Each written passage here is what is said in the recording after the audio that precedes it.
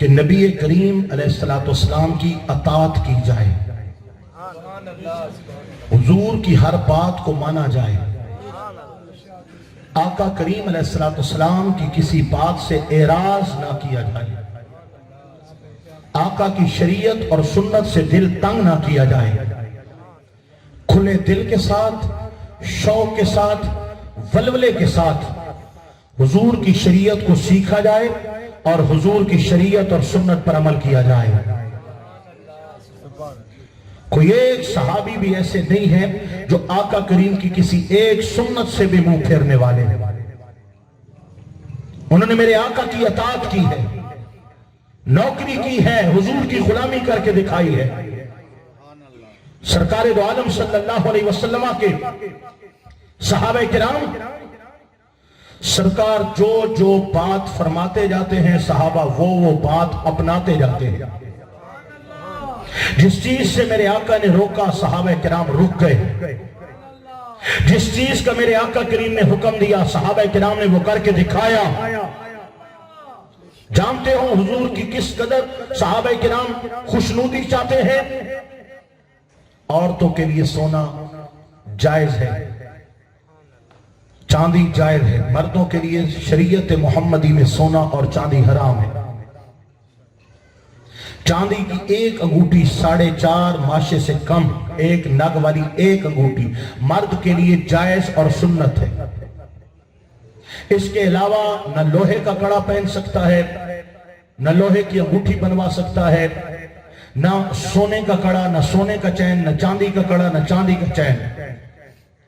یہ جناب حضرت عبداللہ شاہ غادی سے آیا ہے رحمت اللہ علیہ۔ یہ جناب سیون شریف سے آیا ہے، یہ حضور داتا علی اجویری کے دربار سے آیا ہے۔ مکہ سے کیوں نہ آئے، مدینہ سے کیوں نہ آئے، جس کو حضور نے منع کیا ہے وہ قیامت تک منع ہے، ناجائز ہے، ممنوع ہے۔ اب میرے آقا کریم کی خوشنودی کا عالم دیکھیے، صحابہ کت قدر چاہتے ہیں۔ صحابی کو خبر نہ تھی، سونے کی انگوٹھی پہن کر میرے حضور کے دربار میں آ گئے۔ اب یہ تقریر ختم ہو گئی ہے، ٹھیک ہے؟ اب یہ ہے آپ کے لیے گفتگو کہ صرف واہ واہ نعرے بازی یہ تو ہم کرتے ہیں، لیکن محفل سے ہم کچھ سبق لے کر نہیں جاتے، کچھ پڑھ کر نہیں جاتے کہ ہم نے یار کرنا کیا ہے۔ رات آؤ، محفل سنو، واہ واہ کرو، نعرے لگاؤ، نوٹ اڑاؤ، لنگر کھاؤ، جاؤ سو جاؤ، فجر کی نماز، کوئی چنتا نہیں، کوئی فکر نہیں۔ رات کو کیا ہوا، بڑا مزہ آیا، اور بھائی کیا سنا، بھائی پھٹیاں بھان دی، اور بھائی ہوا کیا، مجھے تو کچھ یاد ہی نہیں ہے۔ تو خالی رات جگے نہیں، کچھ تو سبق پڑھ کے جاؤ نا۔ ساری شریعت تو 1 گھنٹے میں نہیں پڑھا سکتے، لیکن چند کام کی باتیں تو آپ کو سنا سکتے ہیں۔ اور آپ بھی ایک رات میں ولی تو نہیں بن سکتے، چند باتوں پر عمل کر کے حضور کی قربت تو پا سکتے ہیں نا۔